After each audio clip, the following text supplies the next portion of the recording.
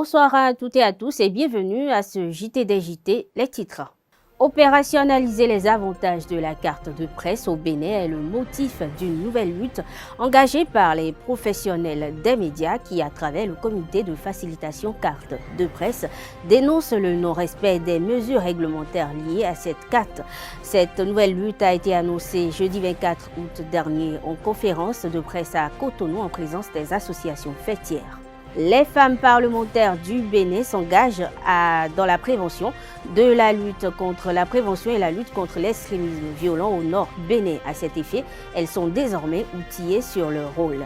Plus de précisions dans un instant. En Espagne, suspension provisoire par la FIFA pour le patron de la Fédération football espagnole, Luis Rubiales, après son baiser forcé donné à Jennifer Hermoso. Plus de détails dans cette édition.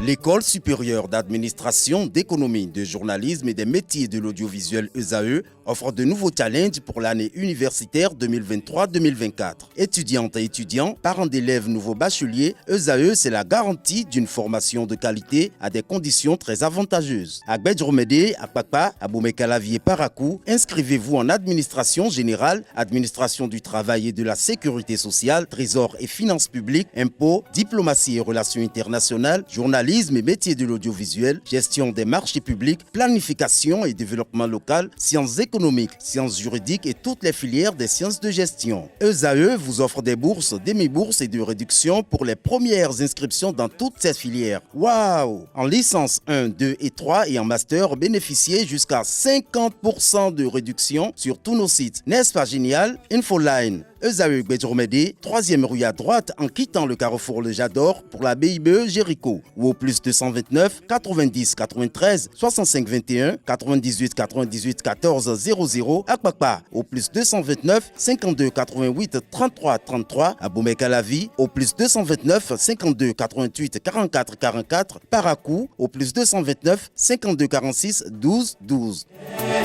ESAE, l'excellence à un nom.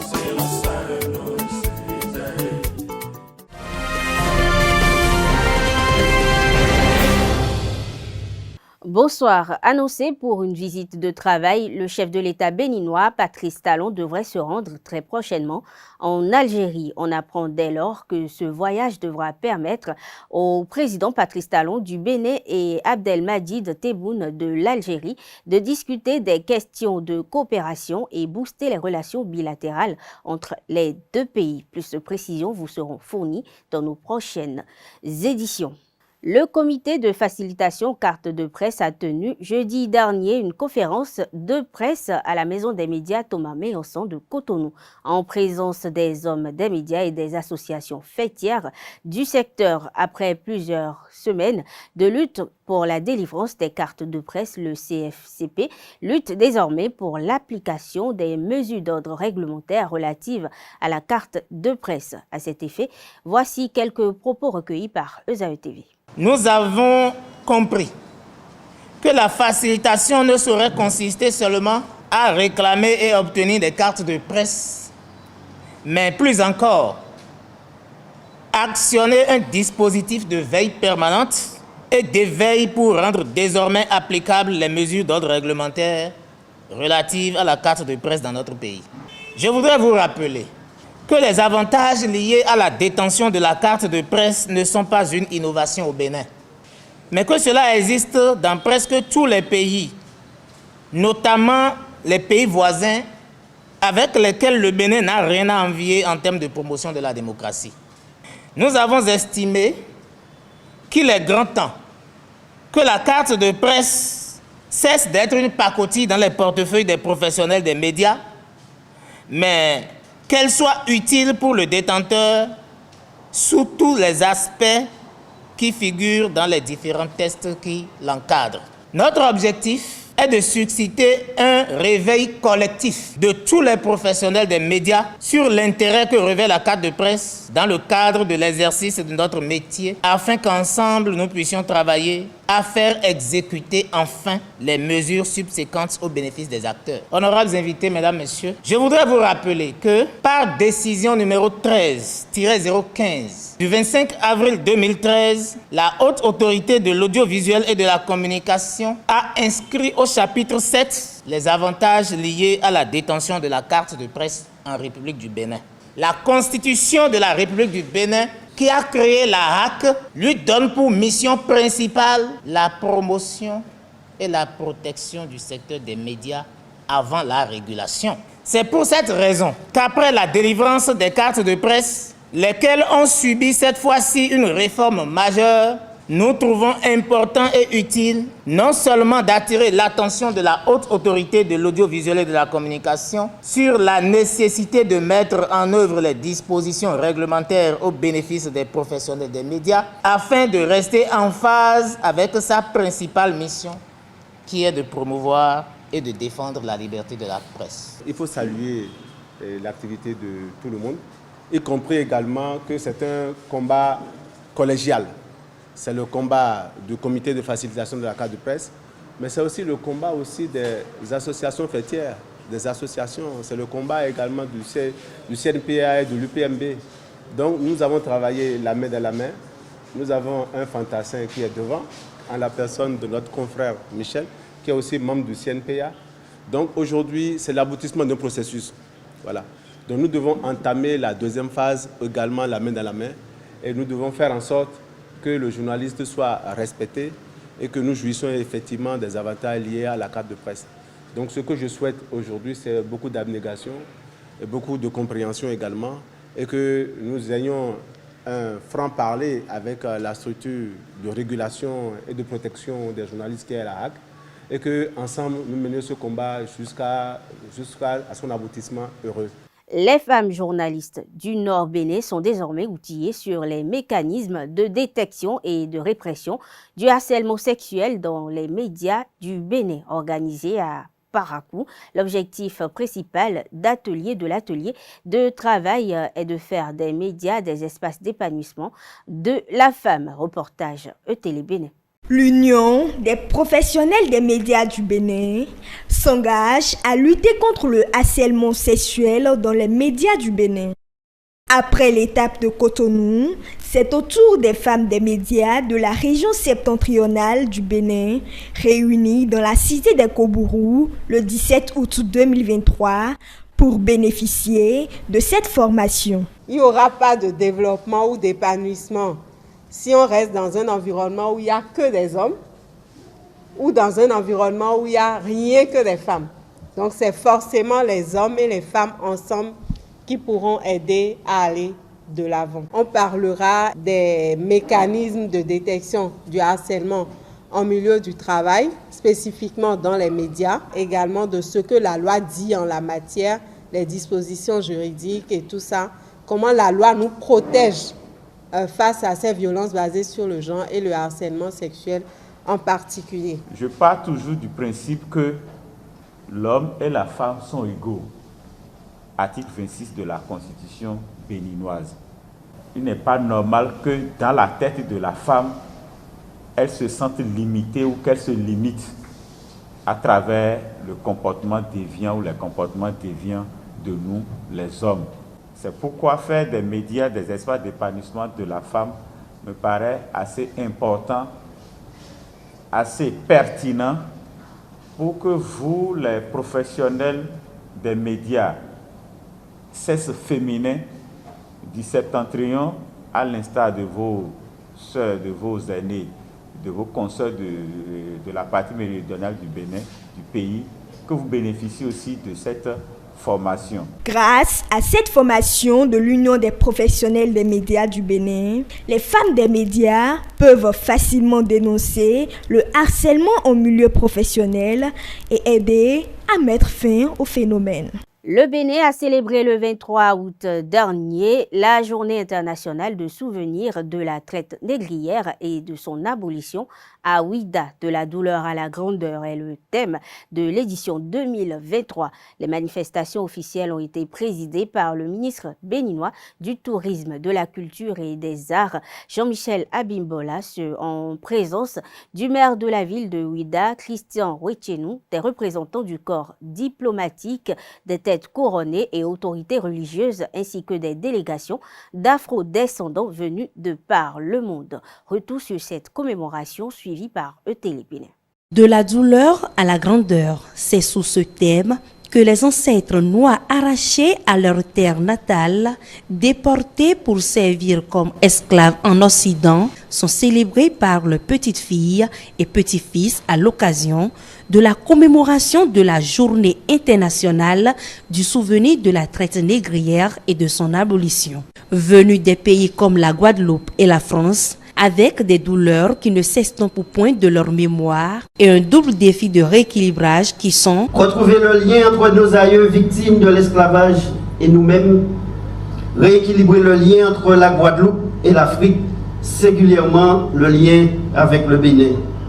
Et c'est la raison pour laquelle j'ai souhaité venir ici au Bénin, en toute humilité, pour apprendre, comprendre ce moment tragique et fondateur que fut la traite négrière, mais également pour manifester une profonde volonté d'échange et de coopération culturelle, économique, scientifique, pour qu'ensemble, nous puissions élaborer des projets communs. Marche, dépôt de gerbes, une minute de silence en honneur des esclaves noirs de la traite négrière sont les différents hommages rendus. Pendant 4 siècles, cet épisode douloureux de l'histoire revêt au Bénin une dimension exceptionnelle dans la mesure où une partie de notre pays a été le foyer de cette activité. Jean-Michel Abimbola, ministre de la Culture, réaffirme l'engagement du gouvernement de réhabiliter la mémoire de l'esclave à travers la construction de certaines infrastructures. Réaliser ce pari signifie réhabiliter la mémoire de l'esclave à travers les sites où les événements ont pris souche et se sont développés. Le fort portugais, bien sûr, la place aux enchères, le mémorial de Zumbodi, la route de l'esclave et la porte du non-retour, dont la restauration, le redimensionnement sont en cours, en constituent des symboles forts. Il s'agit aussi des ouvrages et des infrastructures conçues à la seule fin de témoigner de cette histoire et d'offrir aux générations successives les outils efficaces de la transmission. L'ensemble de ces réalisations s'inscrit dans la vision du gouvernement qui veut faire de ces lieux de mémoire et de leur animation un trait d'union, disais-je, entre le Bénin et les afro-descendants. Des initiatives appréciées par les différentes personnalités sociopolitiques. L'esclavage a été exécuté avec la complicité de l'Église catholique. L'esclavage a été exécuté avec des versets coraniques. L'Africain est où dans tout ça? Donc nous ne sommes pas venus ici pour nous plaindre ou pour nous pleurer sur notre passé. Nous sommes venus ici pour rappeler aux gens que le sort de l'Afrique dorénavant, c'est dans ses mains et nous ne pouvons la bâtir qu'avec ceux qui sont restés là-bas et aujourd'hui qui reconnaissent d'où ils viennent parce que eux là-bas, ils font encore un travail plus énorme que nous-mêmes ici. C'est une commémoration de cette journée internationale, mais c'est un devoir de mémoire. Un devoir de mémoire, non pas pour nous rappeler la pénibilité, la douleur, mais construire la grandeur sur cette douleur. Ils sont désormais ensemble pour transformer la mémoire douloureuse de l'esclave et de la traite négrière en un mode de paix, de respect mutuel et de progrès. Le REFI, entendait Réseau des femmes d'impact, a distingué samedi dernier 21 femmes pour l'acte 3 de la distinction femmes d'impact. C'était lors d'une cérémonie qui a eu lieu à l'hôtel Atlantic Beach de Cotonou. Au nombre des personnalités figuraient la vice-présidente du Bénin, Mariam Chabi-Talata. À l'occasion, elle a annoncé son soutien à la Gani prochaine de l'impératrice. Propos recueillis, ESAE TV. Prochainement, en septembre, j'ai envie de rendre visibles les femmes de la chefferie traditionnelle.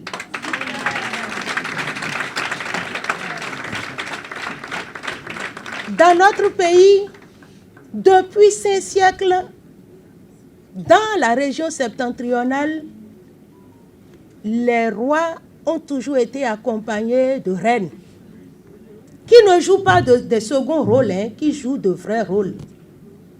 Et quand les rois finissent de célébrer leur fête, la Gani étant la fête des rois, une semaine après, les reines, les vice-reines elles-mêmes célèbrent leur Gani. Mais vous savez que je ne l'ai jamais su. Et que beaucoup au Bénin ne savent pas qu'il y a une Gani des femmes. Parce que ça a toujours été caché. C'est seulement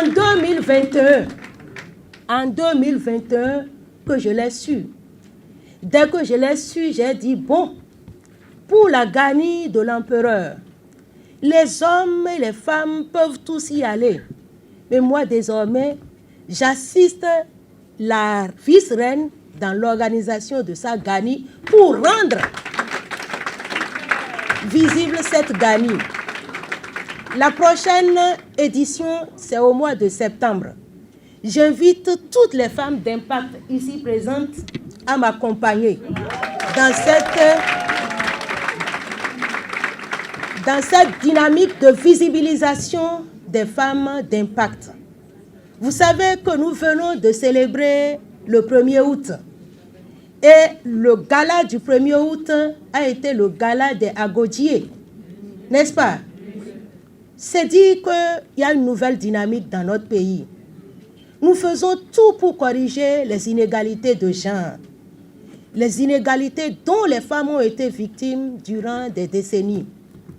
Notre pays, le Bénin, en ce qui concerne la promotion du genre, ne devait recevoir de leçons d'aucun autre pays. Les femmes parlementaires du Bénin ont pris part à un atelier de formation sur leur rôle dans la prévention et la lutte contre l'extrémisme violent au nord Bénin qui a pris fin jeudi dernier. Pendant 3 jours, par à coup, les participants ont eu droit à plusieurs communications qui ont permis de cerner le phénomène et savoir le rôle que chacun doit jouer pour endiguer ce phénomène. Élément de OSTB. Elles renforcent leurs capacités sur les méthodes de prévention et de lutte contre l'extrémisme violent au Nord Bénin. Les femmes parlementaires réunies en session de formation s'approprient entre autres les concepts de radicalisation, terrorisme, djihadisme et extrémisme violent. Cet atelier a pour objectif de sensibiliser sur les principales causes et conséquences de l'extrémisme violent, de vous informer sur les bonnes pratiques et les initiatives existantes en matière de prévention, de vous outiller pour élaborer et mettre en œuvre des actions concrètes au sein de vos communautés respectives afin d'endiguer progressivement le phénomène. Elle vise à outiller les parlementaires sur les stratégies à mettre en œuvre de façon participative et inclusive avec les communautés vulnérables pour faire reculer et endiguer l'extrémisme religieux au Bénin. Nous avons la conviction que les 3 jours de formation contribueront à élargir notre base de connaissances sur le genre et l'extrémisme violent dans le contexte national. C'est dans ce contexte que l'Institut républicain international IRI a accepté de soutenir cette initiative d'Europe Bénin, dont l'objectif est de fournir aux femmes parlementaires les connaissances nécessaires pour mieux comprendre les moteurs de l'extrémisme violent ainsi que le rôle crucial qu'elles peuvent jouer dans les efforts de prévention et de lutte contre celui-ci. Donc c'est très important vraiment qu'elles puissent vraiment s'investir pour qu'ensemble nous puissions œuvrer pour faire face donc à ce phénomène-là. L'engagement et la résilience des femmes parlementaires dans la lutte contre l'extrémisme violent serait donc un atout majeur pour le Bénin. Les travaux de la 9e conférence et assemblée générale de l'Association ouest-africaine des commissions des finances WAPAC ont été lancés lundi 21 août dernier à Cotonou. Gestion efficiente des dettes publiques, le rôle des commissions, des comptes et des finances en Afrique de l'Ouest, c'est le thème de cette 9e réunion qui s'est tenue pendant 5 jours. Retour sur le lancement de ces assises ETélé Bénin.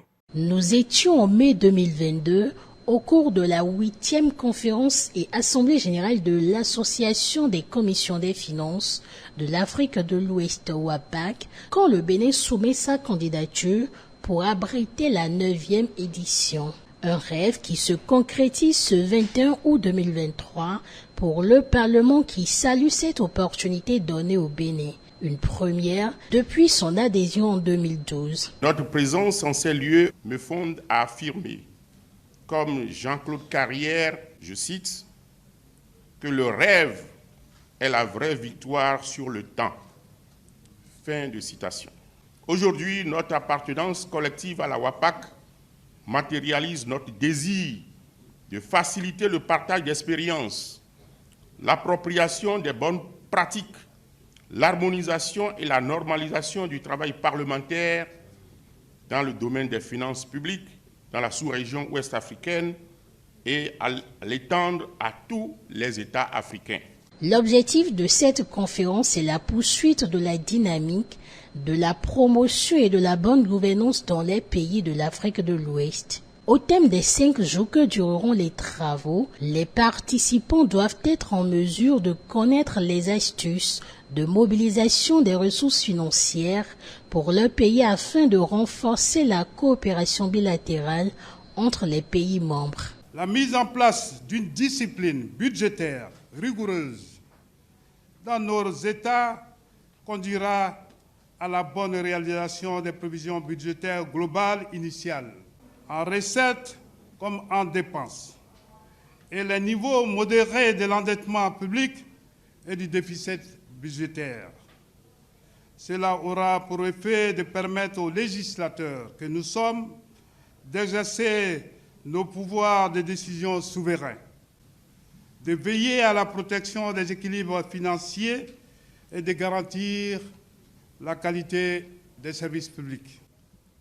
Il est adéquat de relever que la stratégie de financement de nos États doit s'accompagner d'une gestion proactive du portefeuille des dettes publiques en vue d'en optimiser le profit, coûts et risques. Au cœur des échanges, la gestion efficace de la dette publique et rôle des commissions des finances et des comptes publics en Afrique de l'Ouest. Ce thème d'actualité présente un grand intérêt pour tous les citoyens de notre sous-région. Dans le contexte global de mutation que nous vivons, où interagissent le ralentissement de la croissance économique et l'obligation de transparence et de redevabilité faite aux instances en charge de la gestion des fonds publics. La conférence est censée explorer certaines questions fondamentales relatives à la gestion efficace de la dette publique afin de réduire les frais financiers qui y sont inhérents et de sécuriser l'ensemble des encours de nos États tout en œuvrant au renforcement du rôle des commissions des finances et des comptes publics en Afrique de l'Ouest. La situation économique particulièrement vécue par la plupart des pays africains, dont ceux de l'Afrique de l'Ouest lors de la pandémie de la Covid-19, et du déclenchement de guerre en Ukraine a également été évoqué à l'ouverture des activités. Créée en 2009 à Accra, l'association WAPAC se donne comme mission de faciliter et encourager l'interaction entre les commissions de finances pour la transparence dans la gestion des fonds publics. Pour son engagement social et ses œuvres en faveur de la paix et de la justice, l'ancien député El Hadji Maleh Rossou a reçu des hommages. C'était le 19 août dernier à Cotonou à l'occasion de la 4e édition de l'événement spécial Indépendance célébrant nos icônes, initié par le Centre de promotion de l'entrepreneuriat et des arts. Retour sur les moments forts de cette date avec E-Télé. Wow. L'honorable Yacoubou Maleh Rossou reçoit des hommages du Centre de promotion de l'entrepreneuriat et des arts. Pour cette 4e édition de l'événement spécial Indépendance célébrant nos icônes, le choix est vite porté sur la personne. Connu pour ses actions de paix et de bienfaisance à l'endroit des plus démunis à travers sa fondation Maleh Rossou, il représente pour ses proches une élite. À travers la cérémonie d'hommage célébrant nos icônes, nous portons également la vocation de sensibiliser et d'éduquer la jeunesse. Celui à qui nous rendons hommage en ce jour nous en donne l'exemple. Parti de zéro, l'honorable El Hadji Yacoubou Maleh Rossou est un héros. Il a passé avec succès toutes les épreuves auxquelles la vie l'a soumis. C'est d'ailleurs à cœur joie que parents, amis et proches de l'homme ont répondu présents à cette cérémonie de distinction pour faire des témoignages. Sur le plan social, je pense que vous savez ce qu'il fait. Les indigents, les milieux démunis, les hôpitaux, les mosquées, les prisons, il en partage chaque année de vivre. Ça, c'est une qualité qu'il faut lui reconnaître. Sur le plan éthique, c'est une icône qui respecte ses engagements. Sur le plan éthique, il n'aime pas le mensonge, il n'aime pas la trahison, il n'aime pas l'orgueil. Il accorde une grande valeur, n'est-ce pas, à la famille, à l'amitié, à l'honnêteté. L'honorable El Hadji Yacoubou Maleh Rossou est un don. Aujourd'hui, j'étais très occupé par beaucoup de célébrations, mais j'ai tenu à venir à cause de ce qu'il est et de ce qu'il fait. C'est un homme profondément religieux. Il croit aux valeurs religieuses. Il croit vraiment en Dieu. Quand il prend une décision et vous dites, Monsieur le Président, ça ne va pas aller, il recule, il est humble, il respecte et nous le respectons. C'est ça la vie. L'honorable El Hadji Yacoubou Maleh Rossou n'a pas manqué d'exprimer également sa profonde gratitude à l'endroit de ses proches et ceux qui le soutiennent. Je vous remercie d'avoir accepté d'honorer de votre présence à cette grande cérémonie. Pour vous dire la vérité, moi, El Hadji Maleh Rossou, ici présent, ne fais rien sans votre accompagnement. Les participants encouragent l'homme à continuer de poursuivre ses bonnes actions pour l'intérêt de l'humanité. Ils promettent par ailleurs de toujours le soutenir dans toutes ses actions humanitaires.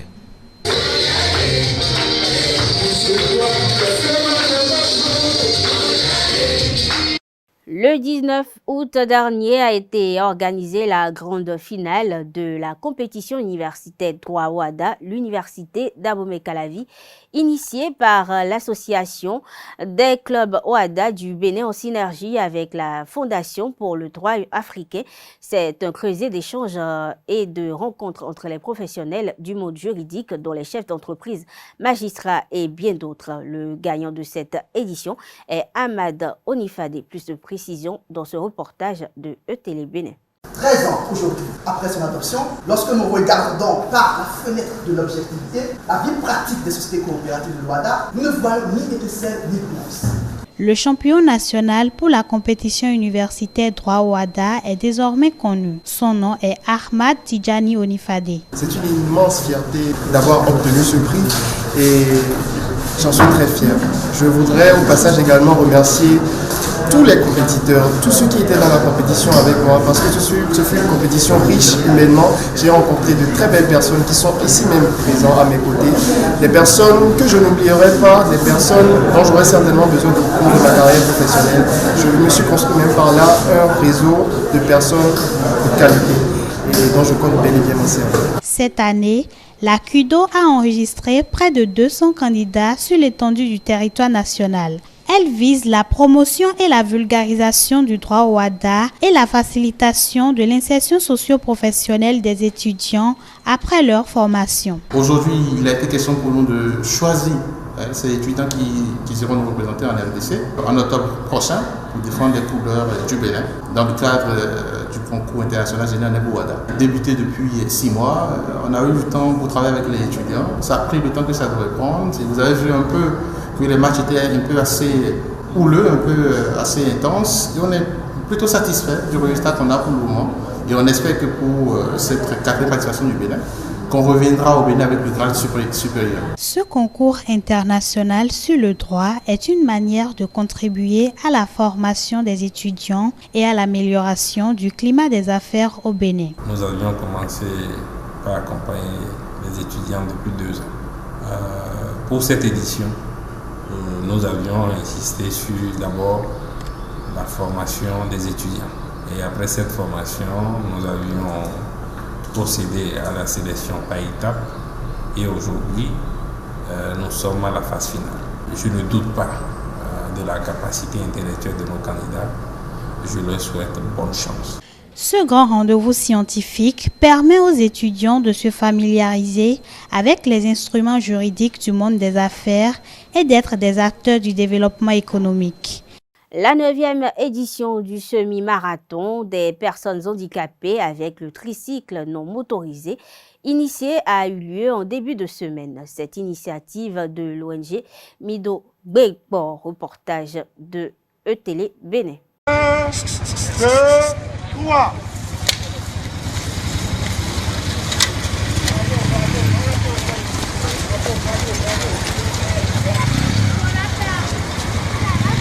C'est un semi-marathon pour les personnes handicapées, une initiative de l'organisation non gouvernementale Mekmon-Megon avec l'accompagnement des partenaires techniques et financiers. Et pour la 9e édition, le credo ne change pas. L'objectif est de mettre en lumière la personne handicapée de par son savoir-faire. L'ONG Mekmon-Megon est créée pour promouvoir les savoir-faire des personnes handicapées, l'éducation et l'agriculture et l'élevage. Et la santé. Pour la santé, comme on n'a pas les moyens pour créer un hôpital, c'est là où on a initié cet handi-marathon que nous avons l'habitude d'organiser depuis 9 ans, avec les personnes handicapées moteurs. Et cette année, les personnes handicapées sourdes sont rentrées dans le jeu et puis on vient de finir pour pouvoir les remettre les prix. La coopération suisse a choisi d'accompagner les personnes handicapées parce que c'est des personnes qui sont souvent exposés à une discrimination négative dans la société et c'est lié à leur déficience. Et notre objectif cette année, c'est d'apporter notre soutien et de contribuer un tant soit peu à leur épanouissement en leur offrant justement 2 motocyclistes pour les premiers de chaque catégorie, hommes et femmes. Au thème d'une longue course, du carrefour Pavillon Bleu à l'aéroport international Bernardin Cardinal Gonti et au sens inverse, Igor Jojo pour les hommes et Alice Konsou pour les femmes remportent les premiers prix. En plus d'une enveloppe financière de 50 000 francs CFA, les 2 gagnants ont reçu des attestations de participation. Je me sens en forme, je suis tellement en forme et sans vous mentir, je ne m'attendais pas à être le premier. J'ai dit à tout le monde et à tous ceux qui sont à la maison, handicapés, sourds, etc., de sortir et faire comme nous pour qu'on reste ensemble et faire comme si rien n'était, parce qu'il y a des gens qui restent à la maison et qui ne sortent pas. Donc j'invite tous ceux qui sont à la maison de sortir et rentrer dans les ONG et faire comme nous, et de venir faire le sport comme nous, parce que le sport donne la santé. Et de venir faire comme nous. Je suis le premier et je suis tellement content. Je suis content. Et le marathon, pour ce marathon, je ne savais pas que je serais la première. Je rends grâce à Dieu. J'ai toujours été la première. Il faut noter que 26 personnes handicapées ont participé à cette activité sportive. Les dames ont parcouru 13 km et demi et les hommes 14 km et demi. Chaque fois que je suis là, je suis content parce que je vois que certaines personnes vont penser que les handicapés sont malheureux, mais ils sont heureux. Et moi, je suis content d'être là parce que je les vois heureux, rire, je suis content. Le projet Cessiabou a été initié par une organisation non gouvernementale en vue de l'amélioration de conditions de travail des serveuses de bar. Le lancement du projet a eu lieu cette semaine à Parakou, un compte-rendu de l'ORTB. L'initiation du projet Cessiabou est partie d'un constat. Les serveuses de bars et restaurants sont victimes de traitements dégradants et de violences sexistes et sexuelles. L'ONG Rescue and Hope et son réseau de partenaires s'engagent à défendre les droits de cette catégorie socio-professionnelle à travers le projet Cessiabou. Cessiabou, qui est une expression en langue bariba et qui veut dire donner un coup de main, rehausser, valoriser, pour renforcer les droits, les capacités économiques, professionnelles et juridiques des serveuses de bars et restaurants, pour réduire les violences à leur encontre et renforcer leur résilience contre l'extrémisme violent. Au regard du paquet d'activités prévues, que ces 10 activités permettront d'améliorer les conditions de travail, des salaires, en lien avec l'objectif du projet, non seulement dans les communes d'intervention, mais aussi sur toute l'étendue du territoire. Ma gratitude à l'endroit des responsables de la dite ONG et en particulier la directrice exécutive qui, dans leur mission, ont pensé à contribuer à la sensibilisation et à la formation des serveuses des bars-restaurants pour l'amélioration de leurs conditions de travail, leur statut juridique et leur autonomie. Parakou, Ndali et Niki sont les 3 communes pilotes du projet Cessiabou pour l'amélioration des conditions de travail des serveuses de bars et restaurants.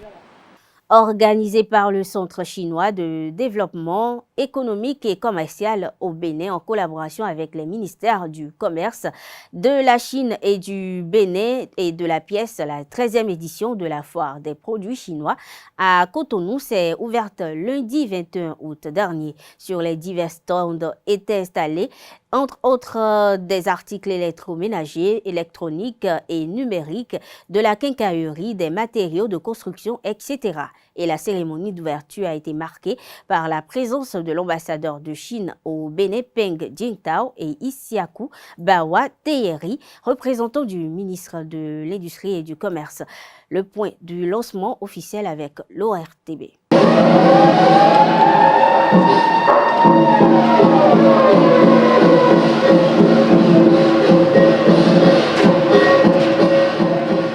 Rencontre de fournisseurs chinois, exposition de multiples produits à bon prix sont les objectifs de cette 13e session de la foire des produits chinois au Bénin.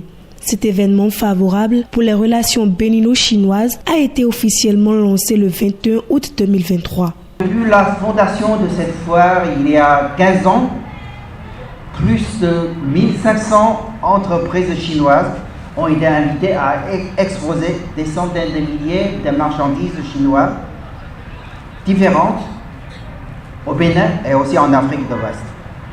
Elle est devenue, cette foire, une plateforme importante pour les échanges économiques et commerciaux entre la Chine et le Bénin, entre la Chine et l'Afrique. Elle est devenue un pont de communication, un pont d'amitié et de coopération. De plus en plus de Chinois commencent à connaître, à s'intéresser encore plus au Bénin, au changement du Bénin, au PAG du Bénin.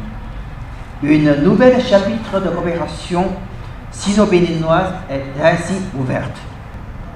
J'espère que les entrepreneurs chinois et aussi béninois pourront bien saisir cette opportunité et conjuguer les efforts à renforcer notre coopération, consolider notre amitié et porter notre relation bilatérale à un niveau encore plus élevé.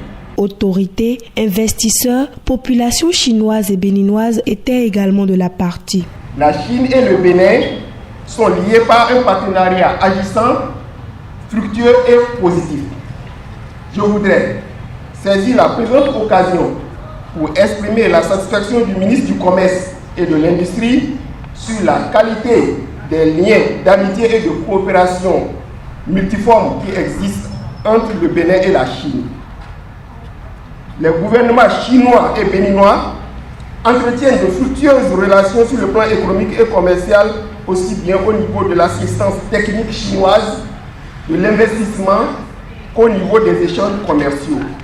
J'ose croire que cette édition renforcera davantage les relations de coopération économique et commerciale sino-béninoises et contribuera au développement socio-économique du Bénin.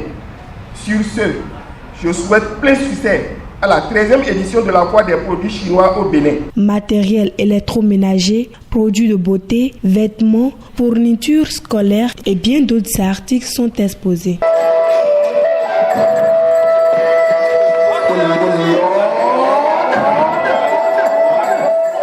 Les agents de la police républicaine du Septentrion sont désormais outillés sur l'alimentation et l'exploitation des bases de données relatives au système d'information policière en Afrique de l'Ouest, CIPAO, à l'issue d'une formation tenue à Parakou du 21 au 25 août dernier. La signalisation de toute personne qui, d'une façon ou d'une autre, aurait eu affaire à la justice est entre autres l'objectif de la dite formation. Pour plus de précision, suivez le reportage de l'ORTB. Pendant 5 jours, 60 agents de la police républicaine seront outillés sur les techniques pour renseigner et exploiter les bases de données du Centre de documentation et de sécurité publique, CDSP CIPAO. Vous connaissez la situation que nous vivons dans cette partie de notre pays. Et il n'est pas question que des gens, des personnes sans foi ni loi puissent passer dans nos unités de police sans que ces personnes ne soient signalisées. Toute personne interpellée désormais dans vos unités doit forcément faire l'objet d'une signalisation. Je crois que cet engagement, à l'issue de cette formation, doit être l'engagement de chacun de vous. La signalisation de toute personne ayant affaire à la justice est systématique et va contribuer à mieux sécuriser les populations. La situation sécuritaire dans les départements du Nord est aujourd'hui très sensible. Du fait du terrorisme. Et lorsque vous serez aguerris dans la collecte, dans l'enregistrement des données, c'est que vous pourrez facilement fichier, c'est hors la loi, et ça pourra nous permettre de prendre des dispositions pour lutter contre la criminalité. Nous sommes regardants désormais au niveau de la chaîne pénale en ce que les données que vous allez introduire au niveau de ce système, ces données soient utilisées à bon escient. Cette formation s'inscrit dans le cadre de la relance des activités du CIPAO suivant les nouvelles orientations du gouvernement puisque étant un dispositif nécessaire et stratégique pour la police judiciaire. L'amicale des arbitres du football du Bénin a tenu samedi 19 août son assemblée générale ordinaire à Boïcon, occasion au cours de laquelle les membres, tous anciens arbitres de football du Bénin venus de tous les départements, ont procédé à l'actualisation des tests fondamentaux. Un reportage de l'ORTB. La Confédération africaine de football. Moment de retrouvailles pour ces hommes et femmes anciens arbitres. À cette assemblée générale qui marque les 3 années d'existence de leur amicale, les anciens arbitres ont essentiellement toiletté les tests pour une base juridique encore plus solide. Une structure sans test de base est une structure qui est vouée à une extension prochaine.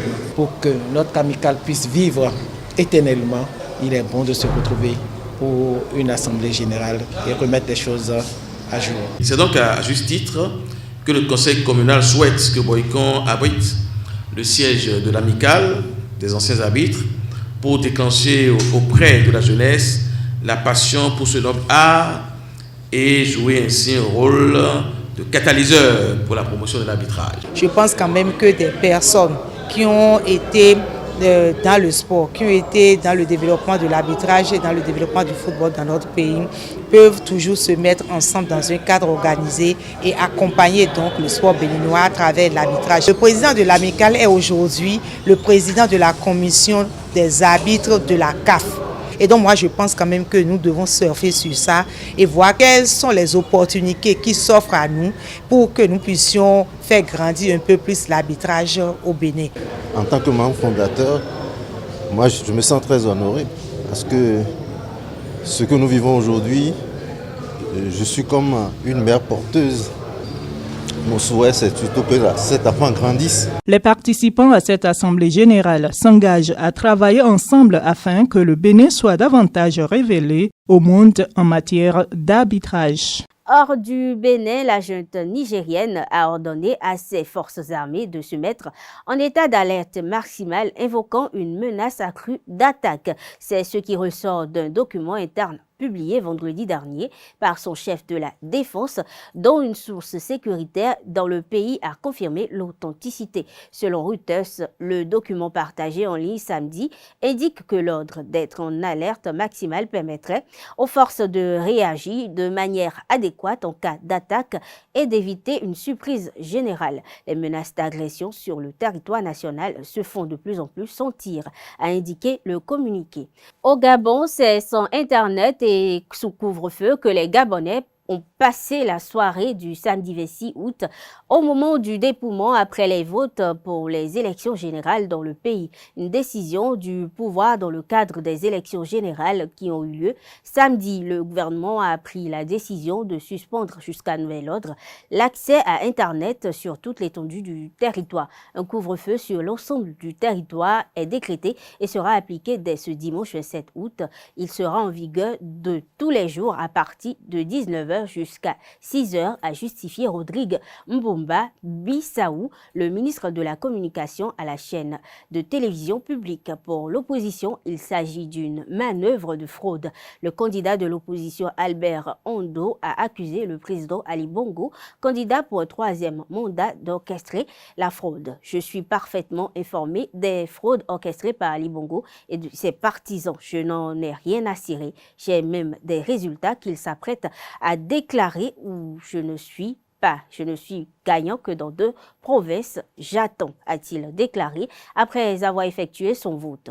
L'opposant se dit prêt à défendre ses voix au cas où les résultats officiels seraient contraires à la volonté des urnes. Dans une mesure visant à renforcer la cohésion et la discipline au sein des groupes paramilitaires, le président russe Vladimir Poutine a émis un décret exigeant que les membres prêtent serment envers la Russie. Cette initiative intervient seulement 2 jours après la mort présumée du leader de Wagner, Evgeny Prigojine, et vise à instaurer une loyauté formelle envers la nation et ses principes. Ce décret a été rendu public sur le site officiel du gouvernement et il stipule que les membres des formations paramilitaires devraient prêter serment de fidélité et de loyauté envers la Russie, en plus de s'engager à suivre strictement les ordres des commandants et des supérieurs. Pour finir, la FIFA a annoncé ce samedi 26 août suspendre provisoirement le président de la Fédération espagnole de football de toute activité liée au football, ce pendant une période initiale de 3 mois. Accusée d'avoir embrassé de force la joueuse Jennifer Hermoso après la finale du mondial, il est interdit à Luis Rubiales tout contact avec cette dernière ou avec toute autre joueuse de la sélection nationale pendant ce laps de temps, a fait savoir la FIFA. La sanction pourrait être aggravée ou au contraire levée à l'issue de la procédure disciplinaire ouverte à son encontre. La Fédération internationale précise en avoir informé l'intéressé et l'UEFA dont il est vice-président. Après avoir présenté les excuses tardives, Luis Rubiales, il faut le préciser, a refusé de manière vindictive de démissionner vendredi dernier lors d'une assemblée générale de la Fédération espagnole. Mesdames, Messieurs, c'est tout pour la page inter de ce JT des JT. Ainsi prend fait cette édition. Merci de l'avoir suivi. Bonne soirée à toutes et à tous et à très bientôt.